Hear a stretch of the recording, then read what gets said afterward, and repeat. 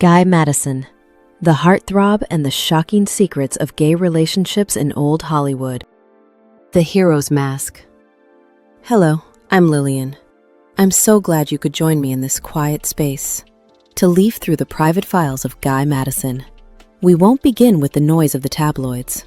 Instead, I want you to step back with me to a sun-drenched afternoon in Hollywood, 1951. A place where a radiant smile accidentally became the blueprint for one of the most painful deceptions in cinematic history. To understand Guy Madison, you must first understand the era of the Golden Age. It was a time when the major studios, MGM, Paramount, Warner Brothers, didn't just own your contract, they owned your soul. They were the architects of identity, crafting stars like fine jewelry, polished to perfection but cold to the touch. In this factory of dreams, a man's masculinity was his most valuable currency, and any deviation was a debt that could never be repaid. March 15, 1951. ABC Studios, Hollywood, California. You know, some smiles are so bright, they make you forget to look into the eyes of the person wearing them. Look at Guy Madison at this moment. He wasn't just an actor. He was the embodiment of the American dream. With his show The Adventures of Wild Bill Hickok, he drew 10 million viewers every week. Children across the country wore cowboy hats and carried toy guns emblazoned with his face. He was the frontier hero, the man who represented the steady, unshakable moral center of a post-war nation. But the cowboy's saddle was a lonely place. Behind the leather vests and the quick-draw holsters was a man named Robert Mosley, a former sailor who had been plucked from the real world and thrust into a hall of mirrors. The studio didn't want Robert, they wanted the myth. They wanted Guy. Now, I want you to stop for a moment and feel the weight of those 10 million pairs of eyes. When an entire generation looks at you as a moral compass, being yourself suddenly feels like an act of high treason. Every time Guy walked down a street, he wasn't just a man.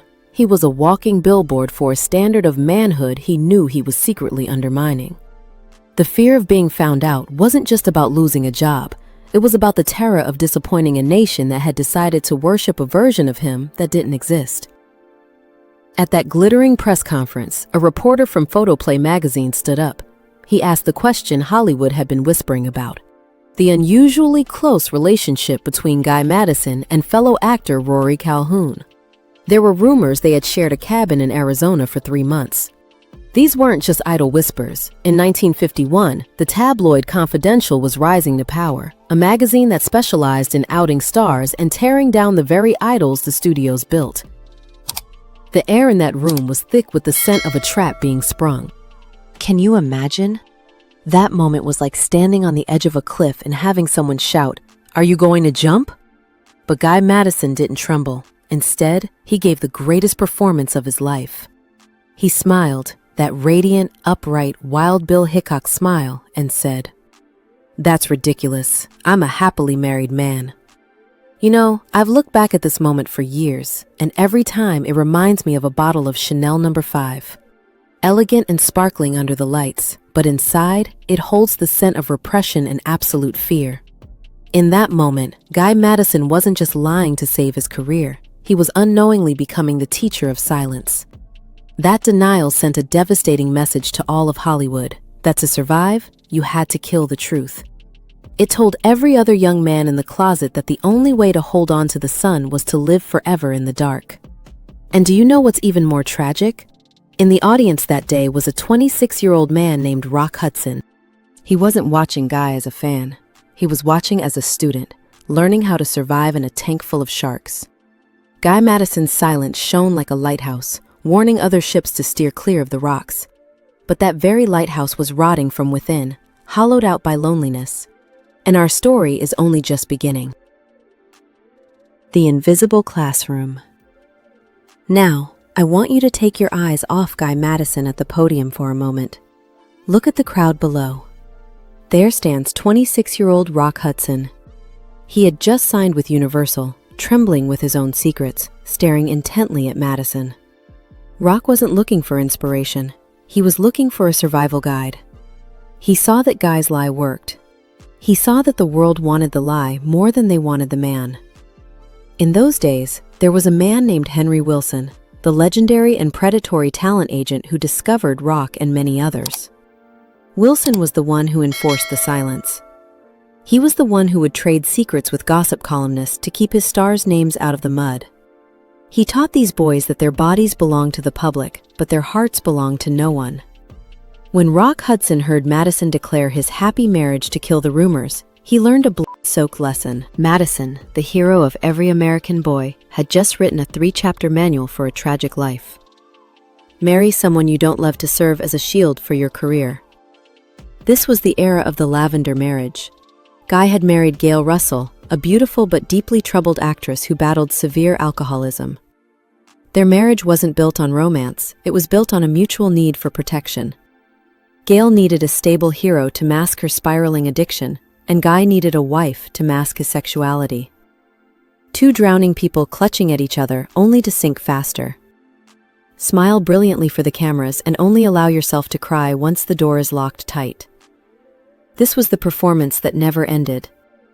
Every red carpet, every staged at-home photo shoot for Life magazine was a carefully choreographed dance of deception. Bury the truth until the truth buries you. If you tell a lie long enough, you start to forget the shape of the truth. You start to believe that the man in the mirror is the stranger, and the man on the screen is the reality. There is a word I often struggle with: complicity. It's like a good father who works hard to provide, but never knows how to hug his son or say I love you. He isn't a bad man, he just doesn't know how to show love because he was never taught. The son grows up to be a father who doesn't know how to hug. It's a cycle. The studio system was a cycle of emotional neglect passed off as glamour. Guy Madison taught Rock Hudson how to build walls. And 4 years later, Rock signed his own arranged marriage contract, beginning a lifelong performance of misery. The complicity here doesn't mean Guy Madison was evil. He was simply protecting himself. But by existing as a perfect mirror of a lie, he taught the next generation that honesty was a death sentence. He unknowingly became the architect of Rock Hudson's golden cage. Shadows in the dark. A dark night in 1955, the Arizona desert, sitting by a campfire during the filming of Massacre River. I want you to leave glamorous Los Angeles with me for the vast silence of the desert. Under this canopy of stars, there are no cameras, no gossip columnists. Just two men by the fire, the only place they can be themselves instead of stars. In the desert, the air is honest. It doesn't care about box office returns or studio contracts. Guy and Rory Calhoun sat there, the heat of the fire reflecting in eyes that had seen too much. Rory was a man who lived with a constant, bad boy reputation to cover his own tracks, while Guy played the saint. They were two sides of the same counterfeit coin. But the saddest part? Even in the middle of a deserted wilderness, they couldn't escape the shadows of Hollywood. Rory Calhoun, the man who shared that cabin with Madison, asked, "Do you ever think about just leaving? Going to Montana or Mexico, where they don't know who Wild Bill Hickok is?" He was asking if there was a world where they could just be Robert and Francis, two men who loved each other without the permission of a producer. Madison replied, "And give it all up? The career, the money, the respect of my family?" Rory continued, "You'd still have yourself." And here is the answer Madison had to live with for the next 40 years. "I don't think I'd know who I am without that name anymore." This is the ultimate theft of fame. It steals your I. It replaces your soul with a brand. Guy had spent so long pretending to be Madison that Robert Mosley had become a ghost haunting his own body. You see, Guy Madison's greatest tragedy wasn't losing the person he loved. It was choosing his career over his soul. It's like a desert flower that can only bloom in the dead of night because the harsh Hollywood sun would wither it instantly. Guy chose the sun, and he spent the rest of his life with a withered spirit. He traded a lifetime of genuine intimacy for the hollow applause of strangers who didn't even know his real name. In 1957, Rory Calhoun left Hollywood to find peace on a ranch. They never spoke again. Not because of anger, but because Madison was a reminder of the man Rory could have been, and Rory was a mirror reflecting Madison's own fear. They were reminders of a road not taken, a version of life that died the moment Guy chose the studio's version of happiness over his own. The roll call of the fallen, the late 50s and throughout the 60s. A quiet corner of my library where I'm turning over old photographs and yellowed death certificates. When you look at these names scattered across 40 years, they look like random tragedies. A car accident, a plane crash, a heart attack. We often call these the price of fame, but that's a polite lie. The price wasn't fame, the price was the mask. The pressure of maintaining a false identity is like holding your breath underwater. Eventually, your lungs scream and you have to breathe, even if what you breathe in is the very thing that kills you. But when you lay them side by side, when you look at what happened in their lives right before they closed their eyes, a terrifying pattern emerges. Guy Madison called them murders by silence. They didn't die of illness. They died of absolute loneliness in a world that never stopped applauding. James Dean, September 30th, 1955. Dead at 24 in a Porsche collision at 150 miles per hour. 3 weeks earlier, he told Madison, "You're afraid they'll take your career. I'm afraid of the person I'm forced to pretend to be." James Dean was the ultimate rebel, but even he couldn't rebel against the closet. He drove that car like he was trying to outrun his own shadow. The police called it an accident. Madison spent 40 years wondering if it truly was. Or if, at 150 miles per hour, James finally found the only way to stop pretending. Nick Adams, February 7th, 1968. Found dead of an overdose of sedatives and alcohol. He was a man who chased fame with a desperate hunger, only to find it was a meal that left him starving. 3 weeks before his death, he called Madison, sobbing. "I'm so tired, Guy. I've pretended for so long I don't remember who I'm pretending to be anymore." He was the man's man on screen, but inside, he was a child lost in a storm. He left a note with just 13 words. "I don't want to disappear, but I don't know how to stay." Robert Francis, July 31st, 1955. A cautious pilot who decided to fly straight into a storm despite all warnings. He was the next big thing, the golden boy of Columbia Pictures. His flight instructor said it made no sense. Madison believed it was a suicide born of unbearable isolation. When the world demands you be perfect and you know you are flawed by their standards, the storm feels like the only honest place left. Ramon Navarro. October 30th, 1968. A legendary silent film star beaten to death in his own home by strangers because he was too lonely to turn them away. He was the Latin lover, a man whose face was known by millions, yet he had to hire company just to feel a human touch. His diary read, "I am so lonely that even dangerous people feel better than having no one at all." James Dean chose speed, Nick Adams chose pills, Robert Francis chose the storm. When faced with the ultimate question, who are you really? These successful, wealthy men chose death over the answer. They were the casualties of a war fought in the shadows, a war where the enemy was the very audience that claimed to love them. I often wonder what it feels like to walk down the street and have millions of people love a version of you that doesn't exist. It's like living in a beautiful house where every door is locked from the inside. Guy Madison survived because he knew how to keep the doors locked. He became a master of the fortress. But James, Nick, and Robert died because they realized there was no longer any air left to breathe inside that house. Silence protects no one. It only delays the truth until the weight becomes impossible to bear. It's a slow suffocation that the world mistakes for grace. The Final Redemption, 1995 to 1996, December 1st, 1995. Guy Madison's home in Marengo Valley, California. He was 74 years old with only 3 months to live due to emphysema. The irony was bitter. The man who had spent his life holding his breath was now literally fighting for air.